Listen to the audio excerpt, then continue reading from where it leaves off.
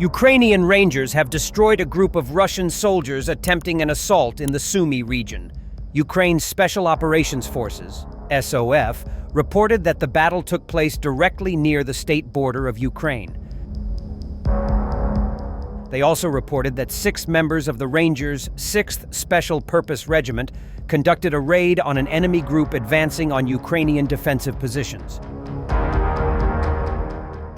SOF reported troops offered the Russian soldiers a chance to surrender, with guarantees of life, medical assistance, food, and water. The Russians refused. Following the refusal, the Rangers, through coordinated combat action, quickly neutralized the threat at sunrise. 4 Russian soldiers were killed and another was captured, the statement said. The 6th Ranger Regiment has been active along the Kursk axis, including operations earlier this year targeting Russian and North Korean forces in Russia's Kursk region. Ukraine's Ranger Corps, established as part of the SOF under NATO standards, was conceptualized in 2022 and began forming operationally in 2024. The unit is modeled on Western special operations structures in both organization and equipment. Escalating situation in the Sumy region. Russian invaders continue pushing into Ukraine's northeastern Sumy region, using numerical superiority and sustained assaults to press forward. Deep state analysts report that the most difficult situation is unfolding along the Novo-Mykolaiivka-Varakayne-Yablunivka-Yunakivka axis, where Russian troops are attempting to seize and entrench themselves in the area. Particular concern is focused on the Lochnia district. Russian units are trying to advance east of the village and establish positions in the forest towards Sadkiv. If enemy infantry secures a foothold in the forested area, dislodging them will be extremely difficult, Deep State noted. Units of the 92nd Assault Brigade and the 58th Motorized Brigade fought off a large mechanized assault by the Russians in the Belgorod region. The brigade's press services published videos of the repelled assault. The repulsion of the Russian assault took place in the border area between the settlements of Ustinka, Zhuravlyovka, and Solentsevka in the Belgorod region, where the Russians attempted to advance and break through the border. During the assault, the enemy deployed a significant amount of combat equipment, including infantry fighting vehicles and tanks. In addition to armored vehicles, motorcycles, buggies, and civilian cars were also used. The first target for the defenders was the Russian military on unarmored vehicles, who were moving ahead of the main forces. After several strikes, the enemy infantry on light vehicles began seeking cover near a forest belt, but was successfully eliminated. After the arrival of the main forces, units of the 92nd Separate Assault Brigade engaged the infantry fighting vehicles. Overall, according to the published video, the brigade's units accounted for about 10 destroyed enemy infantry fighting vehicles. As the 58th Brigade reported, 14 enemy units of equipment were destroyed, including a tank, 8 infantry fighting vehicles, 2 motorcycles, 2 buggies, and a car. Additionally, 1 infantry fighting vehicle was damaged, as well as 4 ATVs, motorcycles, and buggies.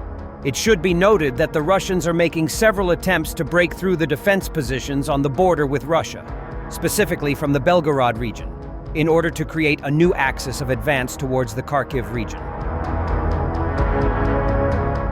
Despite this, the Ukrainian Defense Forces are actively monitoring enemy actions and conducting both missile and bomb strikes on enemy troops, as well as carrying out operations directly on enemy territory. Developing situation near the village of Tetkino in the Kursk region, Russia may soon begin withdrawing its troops as conditions rapidly deteriorate for the Russian garrison there. The battalion has become encircled by Ukrainian armed forces, with the possibility of a tactical retreat now under discussion, reports the Russian telegram channel Northern Channel. According to reports, the 1st Battalion of the 56th Airborne Regiment of the Russian Armed Forces is currently trapped in Tetkino. Supply and retreat routes are under the full control of Ukrainian Defense Forces. At Tetkino, based on our information, the command of the Group North is considering a withdrawal plan for the battalion. It's simple. There is neither the strength nor the capacity to fully supply them or break the encirclement, stated Northern Channel. The channel noted that the command hesitates to make a decision on the withdrawal, as the situation might be beyond recovery. The group is at high risk of being decimated during the retreat. The plan is not approved yet, as the risk of losses during the withdrawal is significant. Withdrawing troops is not just a step back. Sometimes it's more challenging than assuming a position. The main goal now is to ensure that this rescue attempt does not escalate into a larger disaster. Northern Channel shared. Despite the ongoing offensive, Ukrainian forces have held their ground, successfully repelling 31 attacks in this sector over the past day. The General Staff of the Armed Forces of Ukraine reported 34 airstrikes using 62 guided bombs alongside 196 artillery attacks, including 2 using multiple launch rocket systems. Deep state analysts note Russian forces have approached within 20 kilometers of the city of Sumy, posing a direct threat through potential FPV drone strikes on urban infrastructure. Significant concentrations of Russian troops are reported in Kondratovka and Alexeyevka, now under full Russian control, with active troop buildups suggesting preparations for further assaults.